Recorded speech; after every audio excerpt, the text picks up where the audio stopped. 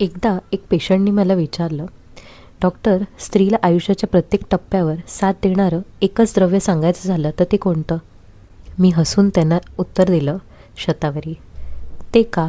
कारण मी तुमच्यासारख्या अनेक रुग्णांना पाहिलं आहे. कोणी मुलगी असते, कोणी नवविवाहित स्त्री असते, कोणी आई होण्याची तयारी करत असते, कोणी गर्भवती असते, तर कोणी बाळाला स्तनपान देणारी आई. आणि प्रत्येक वेळी तुमचं शरीर वेगवेगळ्या गरजा सांगत असतं. थकवा, कमजोरी, हार्मोनल बदल, पोषणाची गरज. आणि म्हणूनच शतावरी कल्प हे एकदम उत्तम औषध आहे. शरीराला बळ देण्यासाठी, थकवा कमी करण्यासाठी, शरीरातली उष्णता संतुलित ठेवण्यासाठी, स्त्रीच्या प्रजनन आरोग्याला आधार देण्यासाठी आणि स्तनपानाच्या काळात पोषण देण्यासाठी याचा पारंपरिकरित्या उपयोग केला जातो.